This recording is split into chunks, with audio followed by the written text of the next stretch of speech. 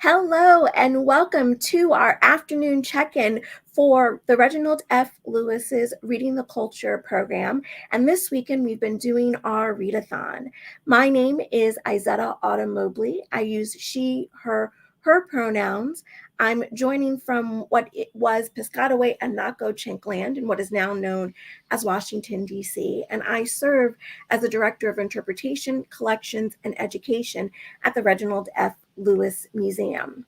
We're so thrilled that you are joining us today, and we have quite a treat. So the Read-a-thon is part of a program that we have been focusing on for the fall called Reading the Culture.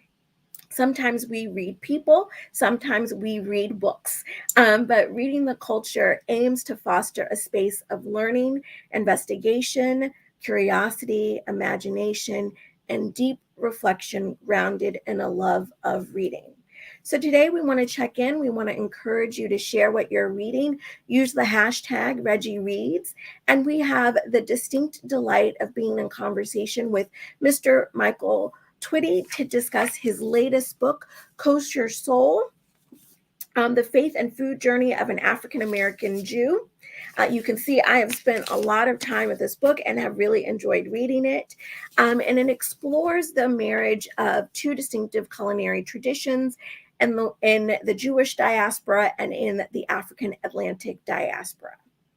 So without further ado, please allow me to introduce Mr. Twitty. Michael W. Twitty is a culinary historian and food writer from the Washington, D.C. area. He blogs at afroculinaria.com.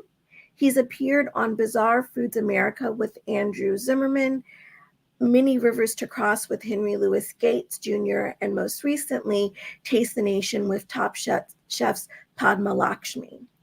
HarperCollins released Twitty's The Cooking Gene in 2017, tracing his ancestry through food from Africa to America and from slavery to freedom. He's a finalist for the Kirkus Prize and the Art of Eating Prize, and a third place winner of Barnes & Noble's Discover New Writers Awards in Nonfiction. The Cooking Gene won the 2018 James Beard Award for Best Writing as well as Book of the Year, making him the first Black author so awarded. His piece on visiting Ghana and Bon Appetit magazine was included in the Best Food Writing in 2019 and was nominated for a 2019 James Beard Award. His next book, Rice, became available through UNC Press in 2021. Koshersoul, his follow-up to The Cooking Gene, came out in August of 2022 through HarperCollins. Michael has a hit spice line based on The Cooking Gene and a recent special guest appearance on Michelle Obama's Waffles and Mochi show on Netflix. Michael can also be found on Masterclass Online, where he teaches tracing your roots through food. Wonderful. Thank you so much for joining us, Mr. Twitty. Now, I know you're always doing something, and so I can only imagine what you've been up to this year, and I'd love you to talk a little bit about what you've been up to recently. Sure. It's been interesting because it was, the Rona visited me twice this past year, which was awful. But apart from that, now I'm part of Time's second inaugural class for their 100 Next People Changing the Future cohort. I'm a National Geographic Explorer, been a fellow with the Southern Foodways Alliance. I'm a TED Fellow, a Revolutionary Residence of Colonial Williamsburg. So things are, things and popping and moving in the right direction. This is now my third book, so I have a fourth and fifth one on the way, the year to come, God willing. So it's been interesting, and I'm so glad to be here in conversation with you. Thank you for joining. So, as a person who loves food and finds deep meaning in foodways, I have to start the conversation there, which is, what did you make for Shabbat dinner? Oh wow, this is the funny part. When I get asked this question, that's the time when I don't cook, right?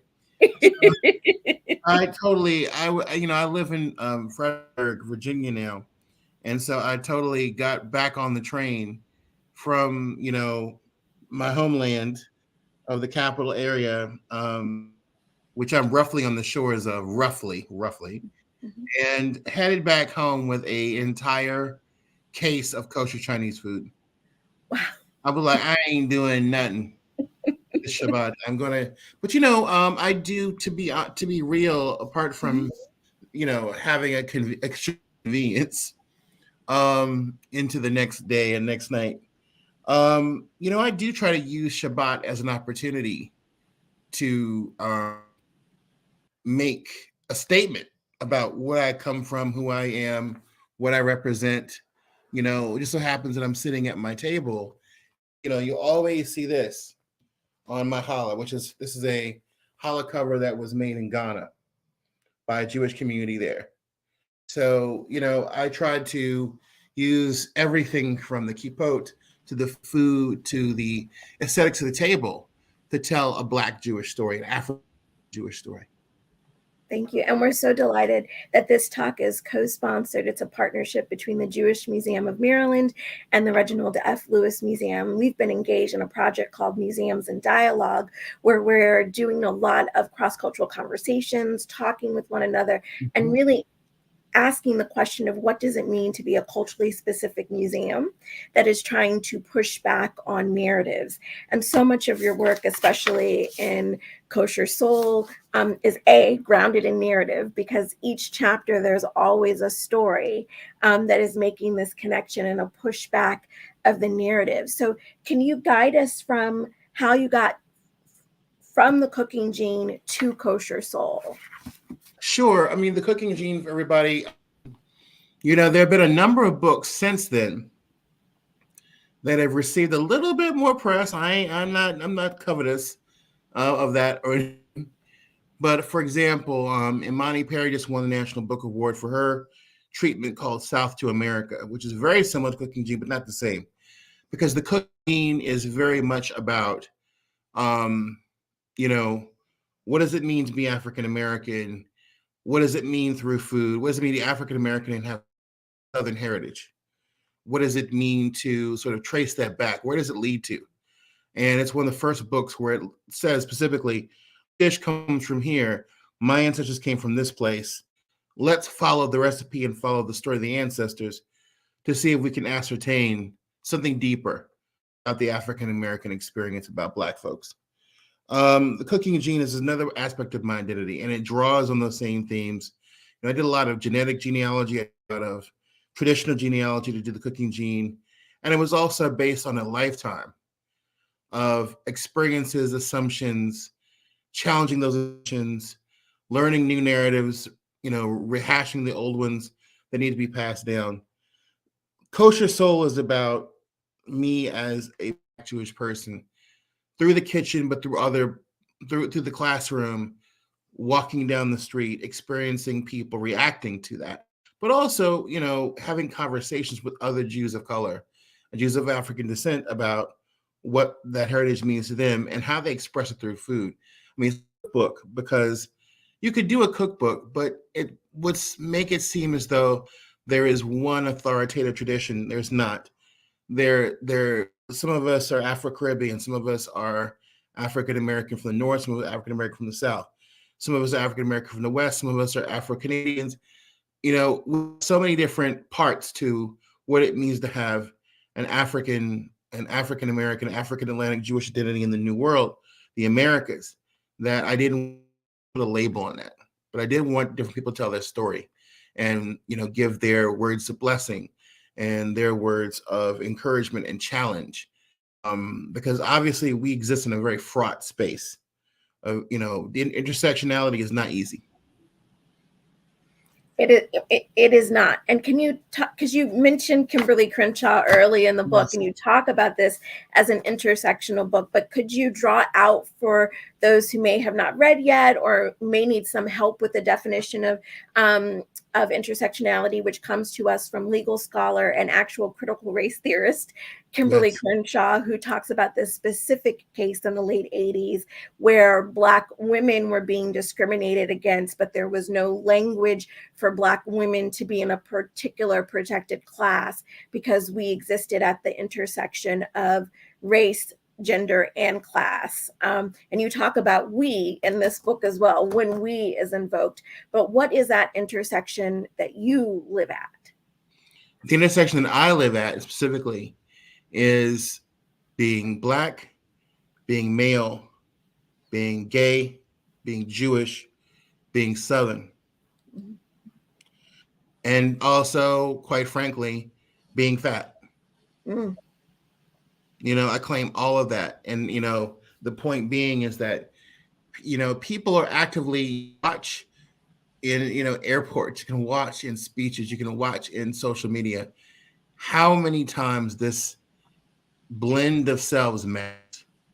You can watch other people walk through the world almost invisible, right? And then you walk through the world knowing they have certain things they think about you based on how you declare your identity. So Black is obviously the master one, right? People make assumptions about that, about weight, about height, about whether you have money or not, whether you're smart enough, whether you can cook or not, whether your politics are. I get that quite a bit, actually. And I had to remind people that, for some people, um, I remember at one point I talk about how there was a woman who was checking me in at the Library of Congress when I was getting a new ID. And I was wearing kippah, my beard was longer than, and she basically called me out and said that I was like probably a Black conservative because I was Jewish. And I told her, I said, well, no, I'm progressive and liberal, and I was raised by Black parents, and I have certain sensibilities.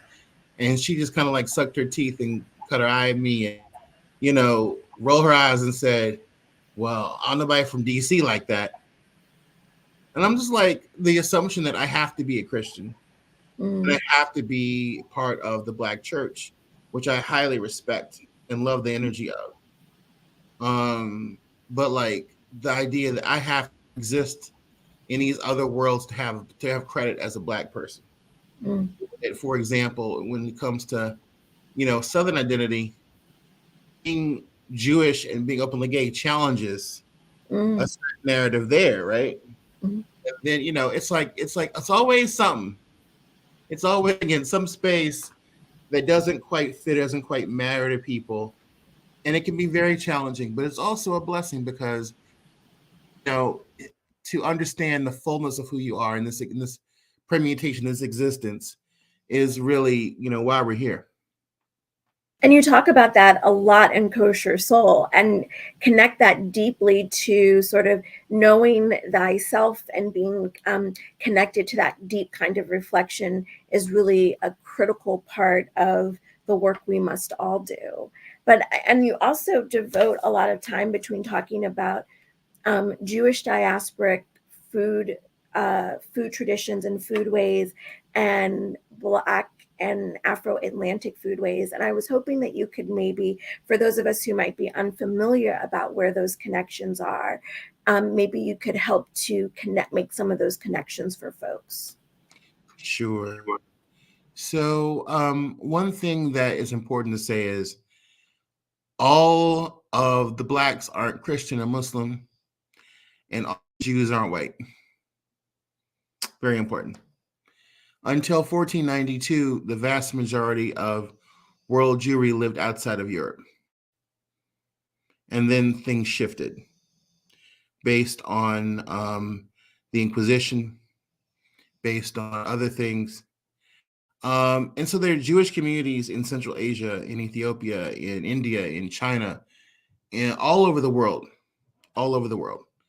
And the African Atlantic represents the west-facing diaspora of Africa. West Central Africa, in the Americas, or the African Atlantic. And it's not just the geography, it's those communities in conversation with each other.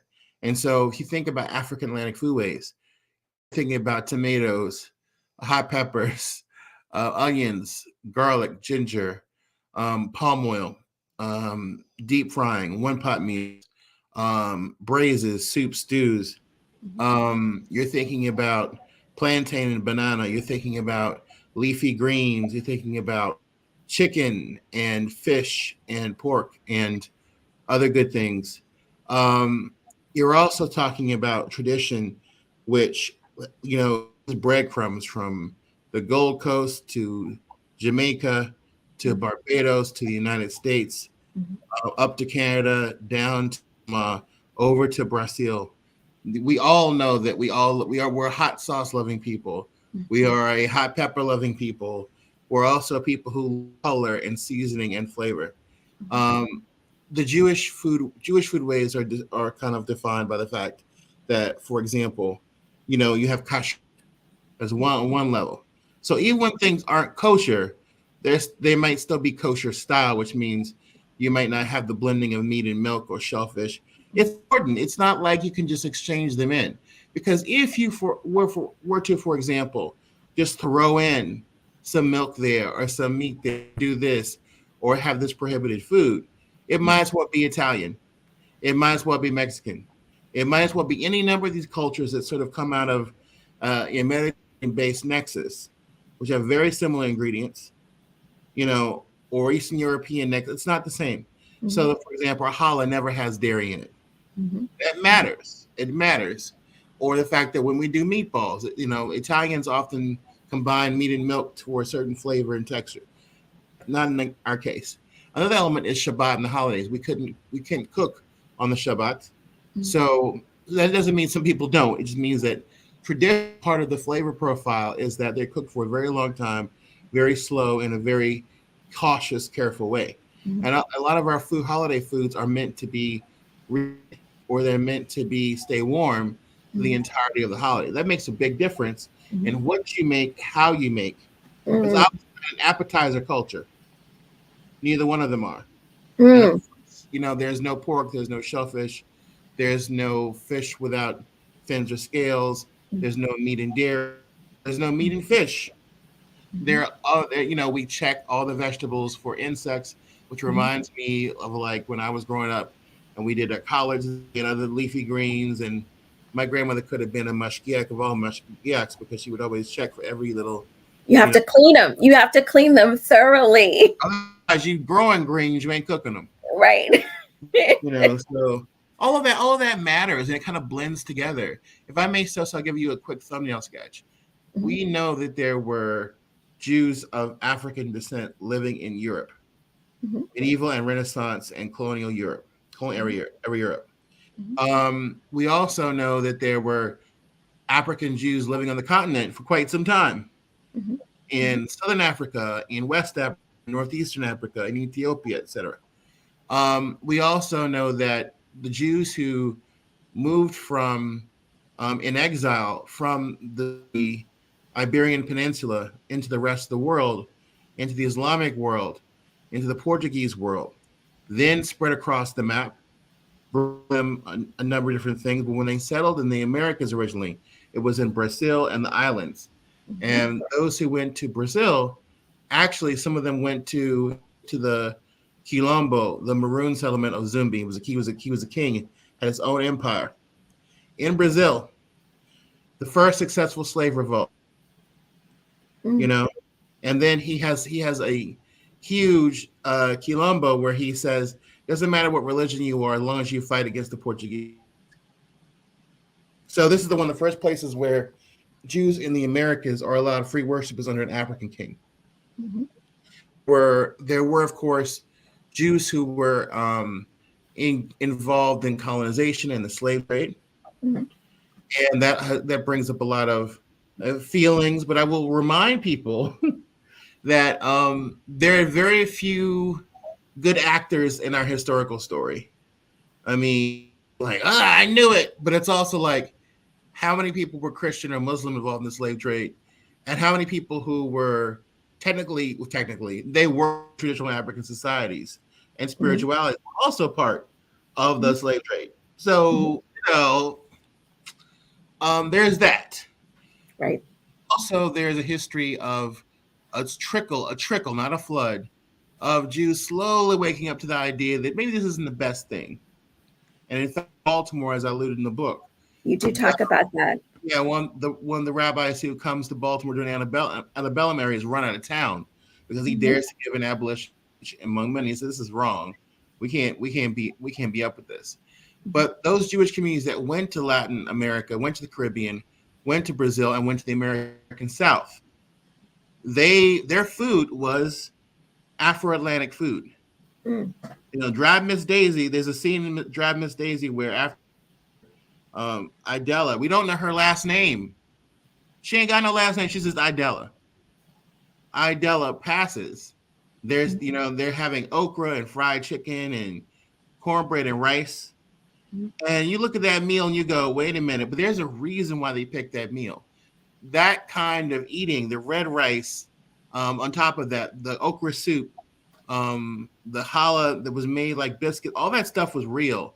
That way that thousands upon thousands of Jews in the Deep South ate. Mhm. And, sometimes those relationships were cordial and benevolent, and some were not. Mhm. But the bottom line is that African Atlantic Southern Black Southern way of eating became the Jewish way of eating in the Deep South, Mhm. and it was that way from the 1600s down to our own time. And then, of course, you have the way that Black Jews. Some of us are vegetarian and vegan because, like any other religious movement, there's been a lot of that activity. Some of us just kosherize soul food. Other people, me, mix both traditions together. Mhm. A little Ashkenazi from Eastern Europe, a little Mizrahi from the Middle East, a little Sephardi from the Mediterranean, a little bit Caribbean, little African Atlantic, Mhm. little African American, little Afro Latin, little Mhm. Afro Brazilian, little Afro Haitian. Mm. Put it all together, all the flavors talk to each other, the seasoning, the spices, and just the fact that we both groups appreciate good food. There, do you have this piece in chapter 5 where you start off with Lenny Bruce's very famous, basically, who is a Jew? All Negroes are Jews, he says. Mm-hmm. Kool-Aid is Goyish, but and evaporated milk is Goyish too, even though Jewish folks invented it. And going back and forth. And I thought that was so funny because it made me, of course, think about Old Bay, being from the area. Old Bay Yes. is mandatory, and that was invented, of course, by a Jewish family and a Jewish man, but of course it's not really kosher, so to speak, right? So thinking about like how Lenny Bruce talks about that, and then you go on to talk about what connects Jewishness and Blackness, particularly in the context of the US.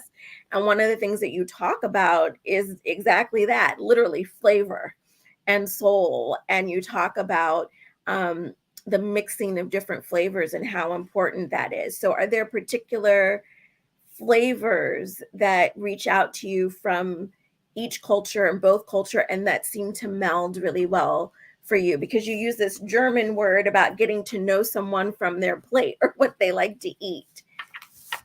Yeah, I mean, well, Old Bay, of course, Old Bay is a direct reaction to Black eating patterns. Mm. I mean, Old Bay, I mean, nobody in Ashkenazi culture, including Germany, ever ate anything like Old Bay.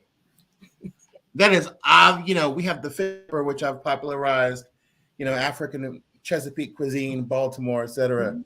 We have heritage of like red pepper and spiciness and mixing. I mean, Old Bay might as well be, crab bound suya spice. As far as it's the same. It's like that same vibe. And Mhm. of course, if you're from Maryland and there are parts around, Old Bay is chicken, it's popcorn, it's pizza, it's this, it's that, it's fries, it's everything. Somebody on Twitter tried to make me go join Team Jo. I'm like, what is Jo? I was like, y'all being inappropriate. Then I looked it up and it was like some kind of competing brand of base. I'm like, no, baby, I got mine. We Old Bay. good. Old Bay goes on everything. It goes in everything. It has that OU sticker, so it's kosher. It's all good, baby. It's not the crab ain't literally in the box. But I mean, also you just spoke to something very important. which is the fact that these cultures have been in communication. Okay. And that obe comes out of that communication. It's obviously, like, what do they need it for crabs for? They didn't need it. But also just that mixture of spices. It's based partly on pickling spices. Now that's definitely very much Central European German. But if you think about it, all the things that are in there, the kind of things that you would put into some aspects of West African cooking, like the bay leaf, cloves, nutmeg. They're very similar spices that are indigenous to West Africa that are used in suya and yaji and other spice mixtures. So it's fascinating, and I'm sure there's some things about it we will never know. And that's usually the history of marginalized and oppressed people. You don't know all the answers, all the stories. Hence why the fake lore kind of seeps in into people's Facebook feeds. Look, Jewish chicken fat, chicken. Black hot sauce, red pepper, hot pepper. Jewish cumin, cinnamon. Black folks and Jewish folks, onion, garlic. So as I'm thinking about these things, what goes into the greens, what goes into different kinds of kugel, that allium, those spices, and of course it's not just one Jewish or one African American. It's, pickles is not the same thing as shito. They're not the same thing as Tabasco. They're not the same thing as Malagueta pepper or pica pepper sauce. Right. They're in the same family. And you can different layers of flavor. There's right. Different layers of flavor. Play with that, so we can see what happens. Okay, so for example, what happens when we sell one of the traditional foods for Shabbat if you eat meat is chicken. So, or chicken soup. Why not take that and turn it into chicken and groundnut stew with matzo balls as the dumplings, or as the fufu that goes with it, right? Or why not take that chicken soup and just put, peanut in it lightly, and then keep it, with the noodles, or just keep it plain that way with lots of vegetables. So that's how I kind of determine what to do. Sometimes it's matzo meal fried chicken, but I use the spices that I think would, like kitchen pepper, which I've revived, and some other things to give it a little more of it. It's not the same old fried chicken. It will have a little. You'll say, where's that cinnamon and that black pepper and that clove and the nut? But those things used to be used in those contexts. So putting it all together has been really exciting and really fun, because for some of us, and sometimes I'll admit I'm in the same category. Some of us have to have a traditional all the time. You're about to hear everybody say the next couple of days, don't be trying nothing special. It's Thanksgiving. We don't do that. Don't be, this ain't the time for Rachel Ray or who said what, who should do what your mama and them taught you how to do. Yes. So, that kind of thing. But for me, it's a blend of do it the way it's done, try something different. That's why I never know what I'm making, because eventually it ends up me being, I can't help but experiment and improvise. It's a very African aesthetic, right? Improvise. Right. Every single time I do something. Slightly different. And I love how there's a portion in the book where you talk about a now ex-friend and the adventure of the collard greens. And that being a real moment of conflict and frankly pain. And I was wondering if you could sort of talk a little bit about why you decided to include that in the book and what you hope people really come to understand. When you write memoir of any type, including food memoir, it's not easy. You really are going into a therapy session with your own self and whatever editors work with you. And you have to kind of go in and say, okay, I'm going to deal with this. So that's someone who was a, good friend of mine, dear friend of mine, who, kind of got ratchet, and their spouse went from, you know, nice conversation with me to being really rude. And the situation that you're describing in the book is when I did a dinner for them at their former place of employment, an institution of learning, and I had to cook in their kitchen because it was only kosher access to. And I, said I was gonna make collard green kreplach. Kreplach are kind of like, um, I don't know, a wrapped food dumpling we have in soup, very very akin to wontons. Mm-hmm. And they can be delicious. And delicious. So I decided to use collard greens, the filling. And I remember her walking in because they had a little baby girl at the time, and they were still negotiating as young parents, who's going to take care of her when she 24/7, right? Because she's still a toddler or pre-toddler. And I got to tell you, it was for her when she walked in with those collard greens and said, "What are these?" I knew I was in trouble. And it was just like come in with something alien. And it wasn't just the food itself. It was some of the statements and questions she made and comments. It was so bad that when I left their home after that Shabbat, I did not say goodbye. I made no effort. She was like, well, I was at their table and there was another guest there, and she was like, well, I'm not going to serve you. And it really, that was double entendre too, right? Right. Yes. And I'm thinking about it, and I'm just like, I didn't ask you to. When did it come out of my mouth that I expect you to do anything but stay white and die? But to say such a thing at a Shabbat meal is like a real that part affront. Yes. And it assumes that you would not understand the depth of that affront. Right. And I had to, and we're talking about this now as two Black people, as people who understand the context, various contexts of work. Because at the time, what do you do? And this is what I think a lot of people don't understand about, systemic racism and commonplace racism and things that people do that they may think of as being harmless, but are full. It's because you're talking about a particular weekly holiday where hospitality, generosity, kindness, empathy, tolerance are central. And this person is basically saying, I don't know what she was trying to say. I didn't assume that she was serving anybody, any assumptions. I didn't speak to her in a way that would connote misogyny or a hierarchy of who was what in that household. But there was that, but there was also, I'm not going to treat you like a guest. I'm not going to be hospitable here. I'm going to put you on the outs. And, I don't know. She said it, and I said, I never said that. And she repeats herself and says, well, I'm saying it. Girl, what do you do when you're trapped in somebody's environment and you want to say, you know what? But you can't.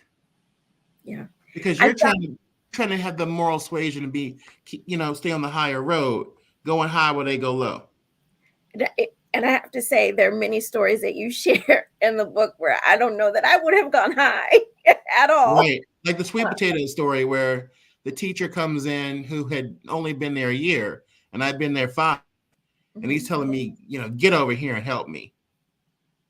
Not call me by my name. I'm like, And he had no right to do that. Yeah. That was it was so like startling to read those stories. And I know that you often grounded it. You would be like in 2002 or 2004. And then you realize, oh, that's almost 20 years ago. So it's a different time, but it's still startling and unsettling. And the constant way that you're drawing out the way that people are challenging your Black Jewish identity. So how would you deal with that now? Oh, as Lord. Opposed to... I think that I would be a little bit more, I'd be a little more bold. I would have literally stopped the situation and gone, you know what? I will see you in the rabbi's office after school. But as far as I'm concerned right now, until you speak to me in a manner appropriate, and the actual event, I looked at him like, you got about 5 seconds. And my students understood that. They were like, ooh. And they all stopped and looked. They were just like, dude, you got about 3 seconds. And it's like, it's for me, it's just like, you have to take care of yourself. Mhm. You have to maintain your own dignity. And you have to let people know. One thing I found to be very true is that Jewish peoplehood, this is not, people understand this. Much like blackness is not just a phenotype, that's what you see. Right. Jewishness is not just a religion or a church, it's your peoplehood. Mm-hmm. And so therefore, we also are arguing and debating people and haggling people. And that's a big part of what Jewishness is. And it's also a culture where if somebody calls you on the carpet, you got to answer for that. There's no other, two ways about it. And so I think I would have used right now, I think I've learned to use the best parts of the defensiveness of being Black, Jewish, gay, and Southern. Because the gay part of me is like, okay, you want to talk about reading? Let's talk about reading. Because reading is fundamental. Look, read the culture. You see how the theme, right? Read the culture. Right. And making people understand something, I walked out of this book saying some things I didn't say when I was on the ground, because obviously job security. Right. But now I'm just like, don't bump with me unless you understand that if you come at me with these kind of actions, I have to respond accordingly. And I think one of the issues that we're facing right now, with some of these culture, flashpoints with Kanye and other stuff, is that people do not know how to. The community itself has to do a lot of self work when it comes to talking about the meaning and fullness of whiteness in the country's American Jewish identity. And Talk about that. Unpack that for us. Okay. Yeah. So it's not every one of us, but for most of us, there's interesting that some Ashkenazi Jews do not view themselves as white. Others, the majority, I would say, do have some aspect of white identification and white skin privilege. Some are very aware of it and hyper aware of it. Some are just like living an in-between existence. But the very fact that we don't talk about this as a community, or talk about diverse stuff, or talk about what it means to be a person of color in mainstream synagogues and Jewish organizations, is a part of the healing work we have to do in order to get things corrected. Because I think both of these incidences do come from a place of a community that's looked at many other issues, including, for example, sexism. The American Jewish community had to do a lot of that work because, frankly, as you know, in the past couple of decades, the number of women rabbis has exploded. Yes. The number of women cantors has exploded. And that has caused different groups to splinter and reorganize. It's caused this, for it's had benefits, which means that, every within the Jewish community can find its way to professional leadership, and we can see diverse faces and know that women has played an important role in shaping the Jewish people and Jewish religion. But also, it's also, I think, for some people, has sent some Jews into more right-wing movements. To though this isn't for me. This is not what I want. I want that old-time religion, patriarchal. I love that turn of phrase used particularly in that context. That is smooth. That is a combining of two cultures in action. Right? Yes, you caught it. And that's why that pronoun "we" gets so complicated. Because I realize that it's a cycle, right? Because people don't realize that the Black church is like 3/4 Hebrew Bible, 1/4 Gospels. The Black church has not really. I think what's interesting is I've noticed that in the white church, is very much Paul centric, Mm-hmm. whereas the Black church is very much Moses and Jesus centric. Mm-hmm. And it's like I just know I'm like, whoa.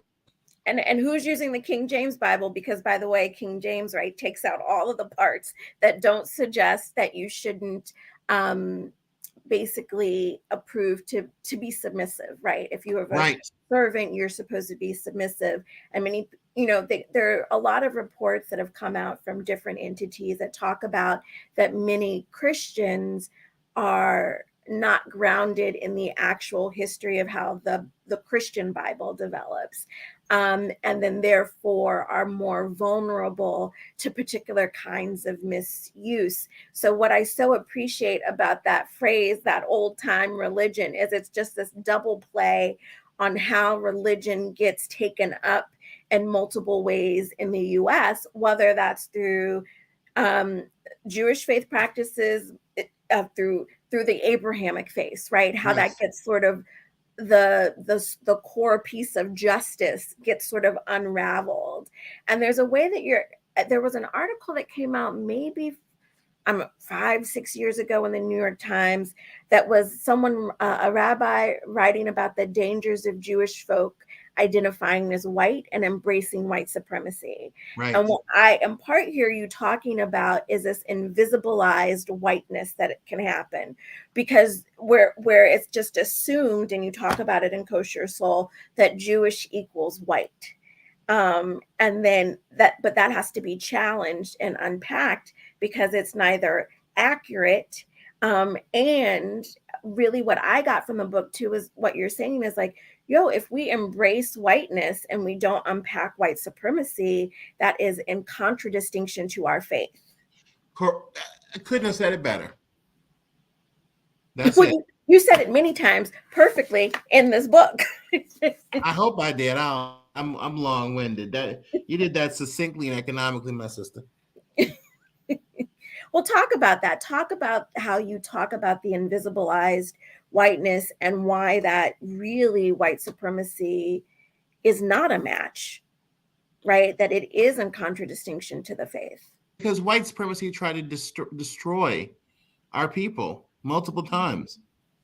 And it's also a thing where I have to say, they're like, well, there's not this was a food book. Guess what? If you are a person of African descent in this country, you're a Black American. And notice I don't use the name Black American, African American in the same context. Mm-hmm. Black means you could be from anywhere, which you're in America. African American, specifically the heritage of those folks who, we brought here centuries ago. I guess what I'm trying to say is that this book is meant to be read and spoken the way we live. Mm-hmm. A lot of, for me growing up, a lot of us entered into the household, went in the kitchen, and then began to vent before we even had anything else to do that day. Mm-hmm. The kitchen was where the action was. Yes. It's also where the mamas and the papas and the elders were. Mm-hmm. And so you went in that kitchen, and I mean, I remember my mother, my uncles, my father, so many people coming in the kitchen. It's hey, after hey, what's up comes what they did to us today. How we had to fight for this or that, situations we were put in. Mm-hmm. Sometimes it came with a laugh, sometimes it came with a scream, sometimes it came with a yell, sometimes it came with a seething. Right. But that kitchen was a space where we had to negotiate the outside world before we came back down to earth to have a life. Mm-hmm. And so that's why the food and the stories go hand in hand, because another part of it is this: me cooking Jewishly the way I do it is my way of negotiating these identities, but it's also my way of saying I'm just a regular everyday person. This is who I am. Mm-hmm. Everything I do is not contested. Everything I do is not defined, argued about, validated. I'm just doing me. Mm-hmm. But at the same time, on the way to doing that, on the way to cooking that food, putting it in someone's mouth, tell them to chew, shut up, and eat, is me being like, okay, I've had these experiences. Some of them are funny, some of them hurt. Some of them are confusing. Some of them are just throwaways and are for a lifetime of memories. Cooking through those traumas and microaggressions and talking about. This is what we do in the kitchen all the time. It's not just it matters of racial justice. It can be matters of gender inequality in the outside world, but also in the home. It can be issues of, ageism, the issues of, African American community. We have a lot of work to do on, reevaluating how we pass on narratives of respect and authority, because I don't think every elder ain't an elder, and every dead person an ancestor. I have a friend who told me one day when I was lamenting, but they should know better and they should be an elder. And she said to me, a young fool becomes an old fool easily. And I thought, oh, that Yeah. I thought, whoa.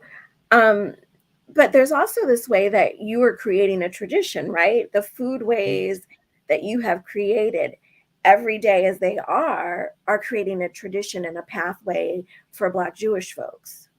And so they can also build on it and make their own blueprints and be creative on their own rate. Make the West African brisket, make the couscous or millet salad. What does it mean to take the cabbage and stuff it with jollof rice? What does it mean to sort of like have beignets for Hanukkah or puff puff? People don't know puff puff is like West African beignets. But I mean, it's just like, it's once you do that, you are expressing multiple parts of self and affirming all of them. But you're also telling stories in those histories that people need to know. So it is an act of education. And by the way, this is not uncommon for the Jewish table. Right. And it's like, both traditions use food and drink to tell their histories in their own unique way. Connotation, context, revealed mystery are very much the Black way. More of a direct sort of like, this is this, and this is why this is this, and that is the Jewish way. Those two traditions together, you get why a stuffed food? Because something is hidden. Where are we? What time are we eating this? Purim. Why Purim? Because Esther had to hide her identity to save the Jewish people. Okay, great. So also, if from a historic standpoint, stuffed and foods came along the Silk Road, which included Persia, where Esther was a princess, but also where part of the Jewish history emerged. And these dishes that came through the Silk routes go from the East to the Middle East, Southwest Asia, Northeast Africa, into Europe, into Mediterranean, to Eastern Europe. And so bringing it all together, what are we stuffing with? Jollof rice. Why jollof rice? It's a transnational dish of West Africa. That's why. And jollof rice is related to red rice. It's related to so-called Mexican rice and Bahian rice. Pickup rice is the same recipe. Tomatoes, peppers, onions, some spices, make some rice. Make it reddish. Okay, great. Rice has been in Africa it's a 5,000-year-old crop in Africa. Right. Indigenous. And so there's that story, and the fact that it's sacred, the fact that each grain of rice has spiritual and mythological connotations. So by the time you sit down and you have that one dish as part of a meal with me, you've had a whole addition. It's a history lesson. It's a history lesson. It's a lesson about people's lives. It's a lesson about how people relate to food, how taste matters to them. I keep thinking about, now I put apple cider vinegar a little bit in my collard greens, but I've heard some people who don't do that. I'm confused by that, but no judgment. But sort of thinking too about, like, when you sit down to the table, you're sitting down to inherited flavors and practices. Inherited flavors and practices. And ritual, right? Because eating Yes. is a ritual. Yes. That's part of what makes that Shabbat story so powerfully difficult for me, because that is the Shabbat table is a table of inherited flavor, ritual, hospitality. And so to say to someone, I will not serve you here, it is such a denial. I mean, it unsettles me so much because of that. Yes. And, it's like this. I even forgot with the rice part, I forgot to say, my maternal line is Mende from Sierra Leone. I've been to Sierra Leone. Rice growing people. Jollof rice is their thing.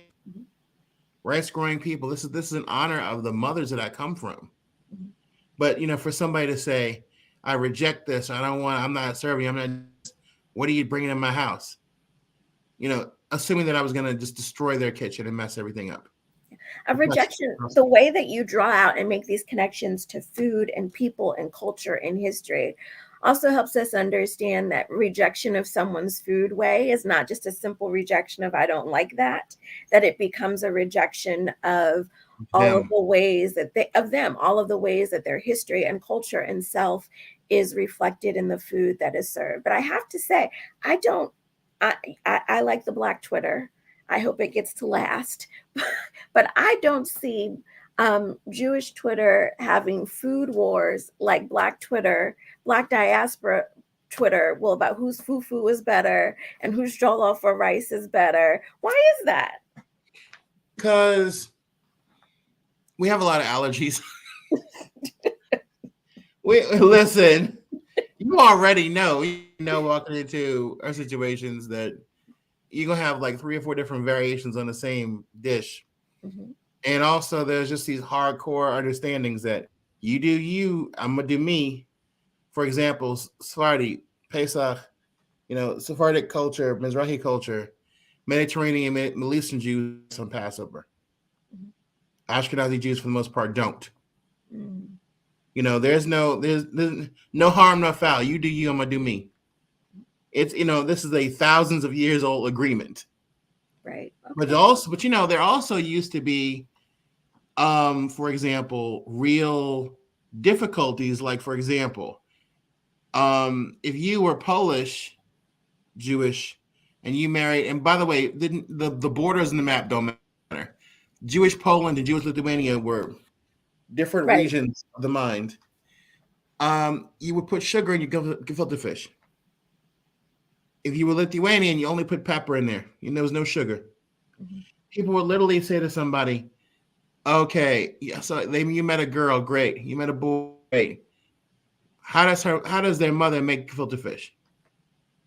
And that is code. That's code for, are they one of those, Polishes, or are they a Litvak? Litvaks were serious, stern, very religious, by the book. Polishes were very joyful, Hasidische, not so much by the book, but very spiritually on fire.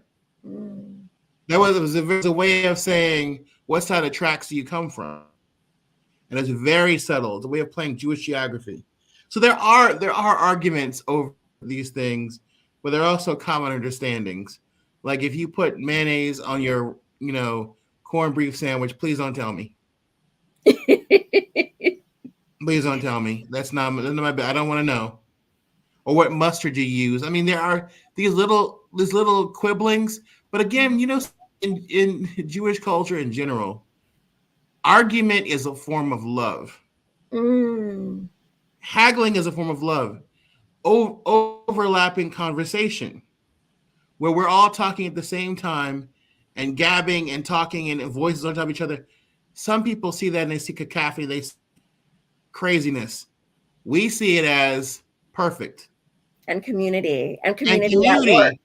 Whereas, like Black culture, if you and me know each other like that, and I'd be like, Izetta, girl, I dig your makeup and whatnot. I'm not gonna say it directly. I'm gonna say, I wish I had that lipstick. Yeah. I like them. I like them earrings. Does not mean I just appreciate. Hook me up. the context. Right, And right. I was in Baltimore, the Baltimore area one time. One of the, you know, I don't know what it was, some beautiful looking school, and it was like I don't know what's private charter or whatever it was, but it was very bucolic and very beautiful. And I remember these two. I was talking to these mainly white teachers about, you know, Black culture and Maryland and at the very end they had a bunch of food out. They kind of coddled together, including this cake.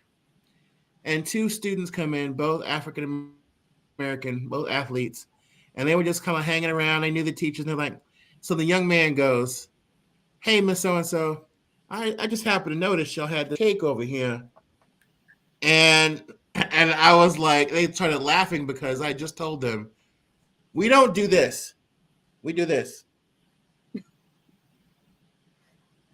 Whereas in Jewish diaspora conversation, it's like this. See what I'm saying? Mm-hmm. There's a call and response. There's a negotiation. Mm-hmm. As for us, it's more like we beat a, you know, we might if I didn't like your attire, I would find a way to say it, but it would be like that. Because if I said it like that, you're gonna be like that. Well, and that's also dependent too on where you're from within the diaspora of Yes. African American folk and how you talk or signify with one another. But one of the things that I've always found so rich between Jewish culture and Black culture is indeed that it is not, it's cultures of conversation and overlap. And the call and response may have a different rhythm in each culture, but it Yes. exists. It But it exists exists. in both in cultures. And this certain sense of like overlap and talk, and it may look different, but there's a real parallel there that I think can often be so rich. I could keep talking to you, but I know that I can see that there is an audience that has lots of questions. It's just one thing I wanted to talk about is I so appreciated the way that you talk about soul food and push back on this idea that soul food is inherently the scraps and is inherently unhealthy. I just really appreciated that. And I appreciated it in the same way that you made this connection between soul food and shuttle food and how both have Mm-hmm. been framed as like the other because they're too much onion, too much garlic, too Too much much salt. vinegar, too much salt, too much this. And how the commentaries that people are making about that are really subtext about talking about the cultures. And I appreciate the joy in food. And I appreciated in your intro that you talked about an identity at being fat, this idea of being fat. And we face so much fat phobia that is just so deeply embedded in culture that almost we can't talk about the joy of food, Right. which is this real interesting tension. Right. I mean, it's just like I define some of that dislike to I say what's a form of misogyny. So I'm like, Mm-hmm. what do you mean? It means that somebody's blaming the mamas. Like Doris Witt talks, and I know you cite Doris Witt's book here, right? The blaming of Black mothers for what Black children eat as if it's inherently wrong to eat those foods. Eric Adams did that recently, the Mm-hmm. mayor of New York. He talked to a vegan. That's perfect. That's wonderful. I'm so glad that you got your health in order and we aspire to eat better and do better. But you didn't have to like throw your mom under the Alabama born mom under the bus to tell that story. Mm-hmm. Mm-hmm. In the same way, I think there were a lot of Ashkenazi Jews who had a lot of in America who had a lot of shame over the food, the comfort foods and shtetl foods. Mm-hmm. They gave them up. Also, you realize people came from these rural environments, densely populated urban centers where, you know, the same kind of seasonal healthy food was not available. Right. But the fact of the matter is, the mother, aunties, and bubbies and grandmas and grandma and them in both cultures use food as a gesture of love. Mm-hmm. And that gets lost. It gets lost in all of this narrative, you know, finger wagging, critiquing. But, you know, also to be in a space as a bigger Black I'll tell you something really quick before we go move on, and then we got to get questions in. It for me, it was the killing of Michael Brown in Ferguson, because that and many others, the exaggeratedness. Oh, she's not a little black girl spraying lantern flies. She's a suspicious black. In what universe Right. does that tiny little sister become Tiny. A child. your child become a monster? And in my case, it was the memes popped up immediately of his body surrounded by fried chicken and watermelon. Mm.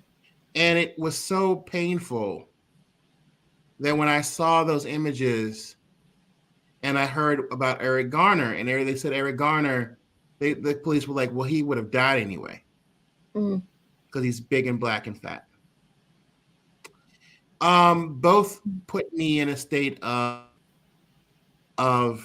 catatonic anger because all I could think was, God forbid, if a situation, they won't hesitate to think of me as, a waste of a body because I am bigger and black. And also the fear of the big black male coming to get you, menacing you, talking back to a white woman. That's in the book. I know the story about what you weren't even the driver, you were the passenger. And Right. And then she uses a racialized insult, and the police officers don't hold her accountable whatsoever. No. In fact, protect her. And that real moment you're talking about, they're African-American police officers, but you're a black Jew, and she uses a Jewish slur. She uses a slur directed at Jewish people. And you can just, in your writing, you can feel like that cleaving of here you are looking at black men protecting this white woman who's just used this very particular slur at you. Right. And there's no, because the appearance of me pushing back, even, I mean, I was as wanted to be, didn't. So anyhow. Yeah. Look, I think we could keep talking and talking, but I have got to get to these questions because I don't want people to come for me. And we have one question that has someone asked early and that I didn't get to circle back to, and it is, what is kitchen pepper?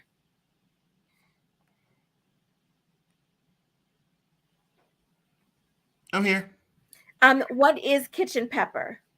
Kitchen pepper is a blend of spices from the era, from colonial America's era, where it's like pepper and what you might consider sweet spices like cinnamon, nutmeg, cloves, allspice, ginger, white pepper, etc. Okay, so a mix of different peppers that you Yes. have. What does that sound like? That sounds like there's a particular. It's almost like berry, right? Or From French cuisine. Yep. Yep. Okay, good. Folks, we are opening it up so that if you have questions, please go ahead and share your questions, and I will ask those questions here. We have another question. What is your favorite or most memorable meal and why? Oh, that's too hard. It's like too many of them. Okay, give us your top three. Top three. Anything my late mom ever made. She never put anything down the table that wasn't good, except the one time she made those low-cal brown. That was the one time I was like, no, ma'am. I know you're trying to do better, but no, ma'am. Yeah, I mean, this is, I don't know. There's too many. That's a nice question, but it's also a very difficult question. It's like how to choose your favorite book or your favorite child, or almost, because if you have a deep love of food, maybe the better question is, or another way to ask the question is, what flavors really speak to your soul? So if you were going to think about, what kind of flavors really speak to you or call you home, and all the different meanings of what that means. Lemon. Hmm? Preserved lemon. Okay. Oh, yes. Green onion. I have to have scallion every single. There's always scallion in my burger. Okay. They're salad, they're sauce, they're seasoning, yeah, always. Garlic. Mm-hmm. Garlic, black garlic, crushed garlic, minced garlic, dried garlic. And I ain't one of those black cooks where I'll put the garlic powder and the fresh garlic in something. That's how you get the flavor, because you have, flavor. You have to get the full flavor. You have to layer the look. I too do the same thing. You have to layer the flavor, and fresh garlic and dried garlic have slightly different flavors. I understand. Yes. And I mean, like paprika and everything. Mm-hmm. And nutmeg for this, cinnamon for this, allspice for that. Mm-hmm. I mean, it really is something. Like, I didn't understand why my grandma would be like, "Hey, take this apple cider vinegar and rub the meat down or whatever." I always thought just about flavor, until I learned that basically it was doing the same thing that every other black cook on the planet does, which is clean their meat. Yeah, clean it, tenderizes. Right? Yeah. It's just once you start looking for these things, you never stop seeing them. The connection. We have another question, and please forgive my pronunciation. November 22nd to the 23rd is the Ethiopian Jewish holiday of Sigid, SIG''D. Mm-hmm. Are you celebrating, and what foods do you suggest for the holiday?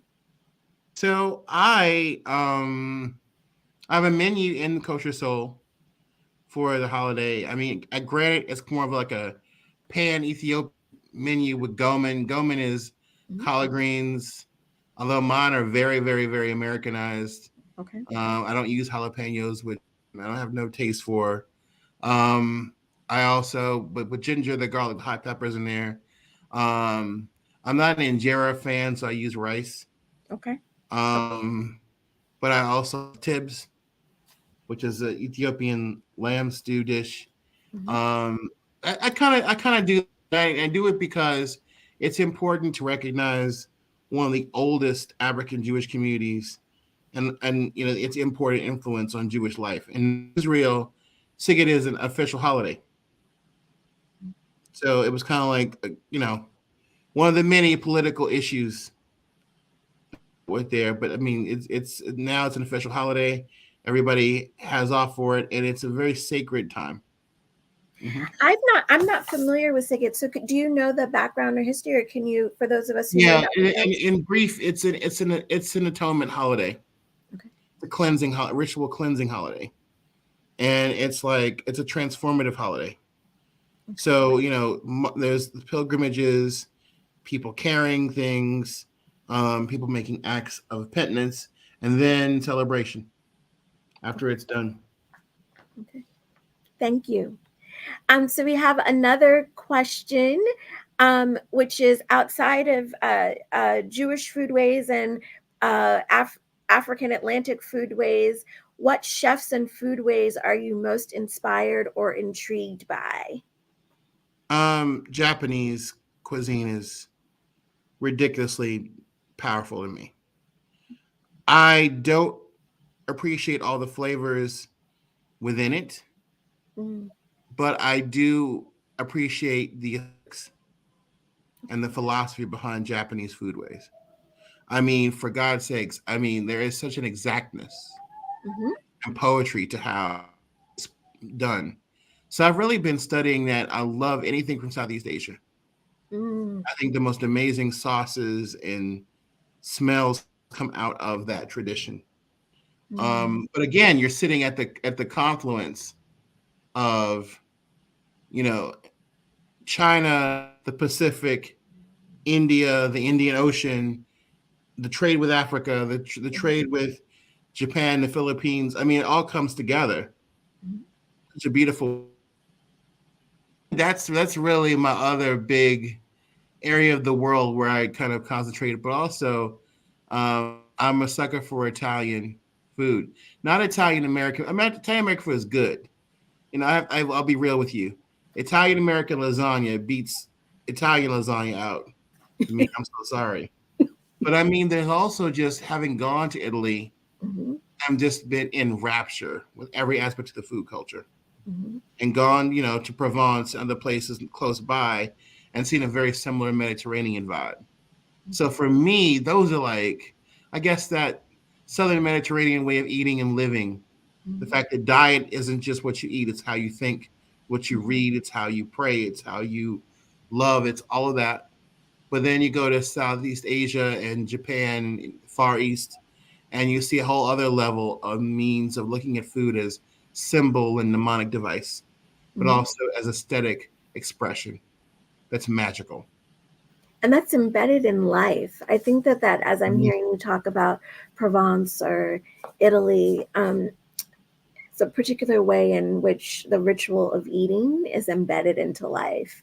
and Yes. and I think what Jewish foodways and um, African Atlantic foodways are foodways in the Americas that seem to have really cleaved and held on to the ritual of eating.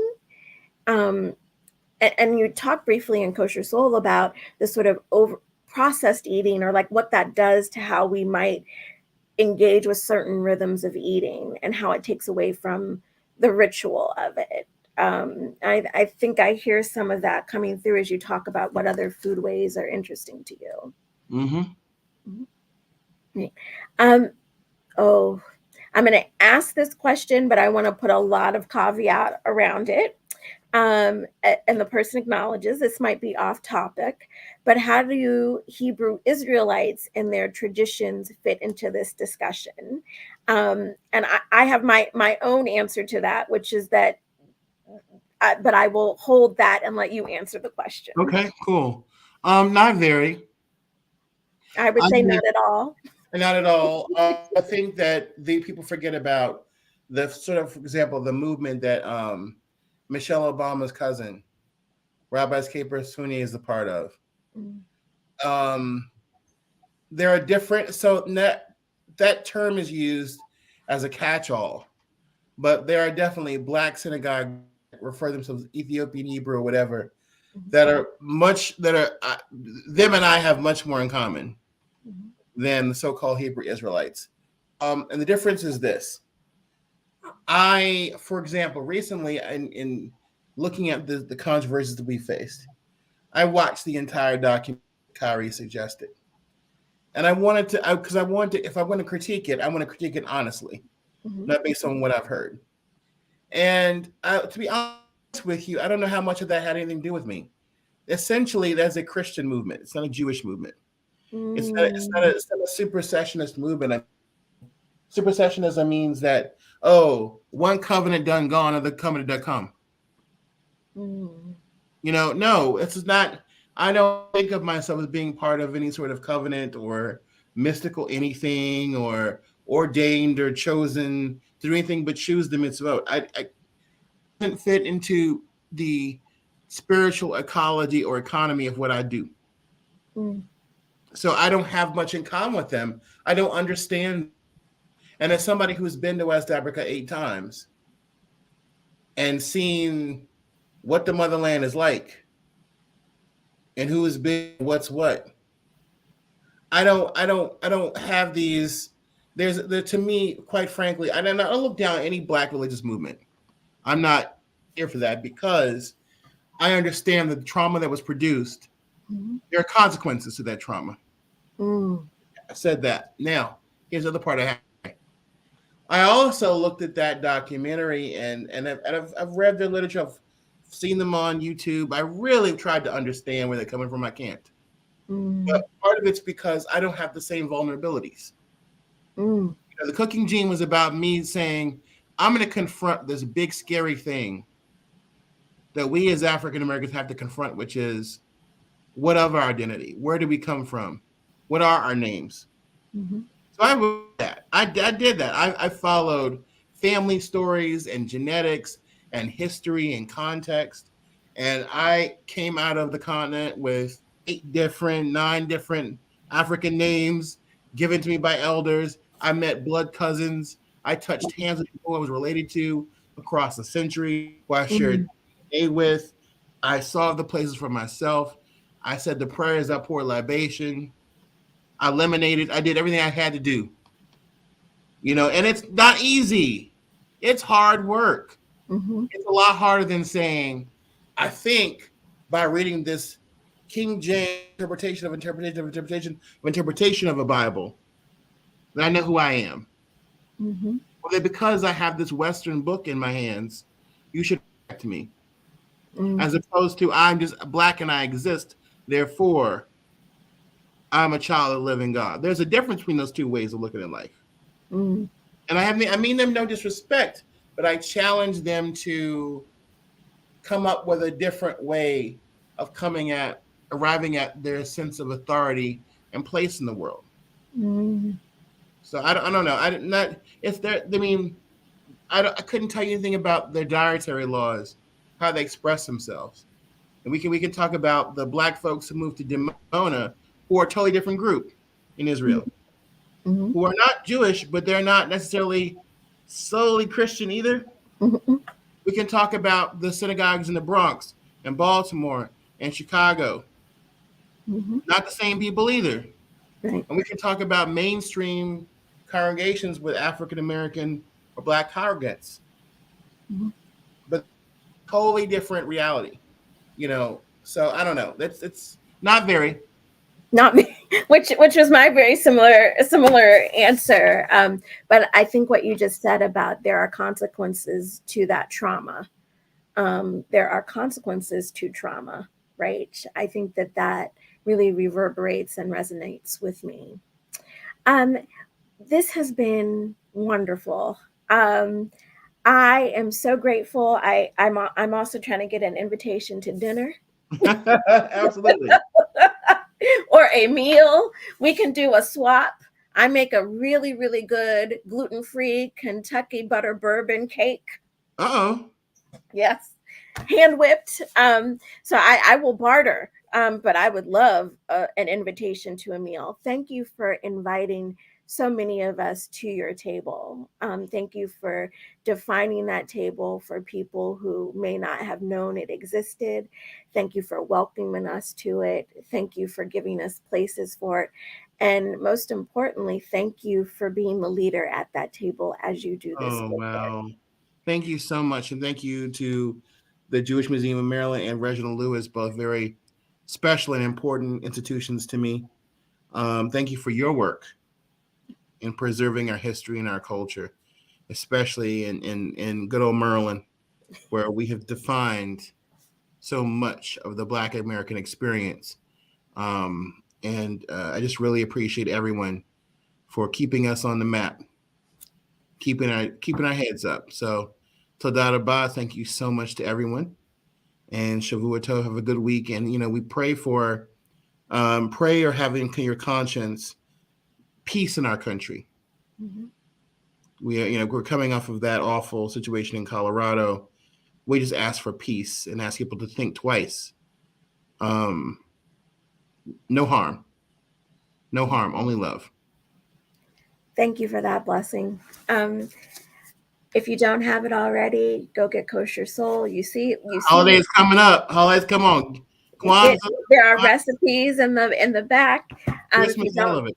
If you don't have it already, go get the cooking gene as well. Thank you so much, everyone. Have a great afternoon. Thank you. Blessings.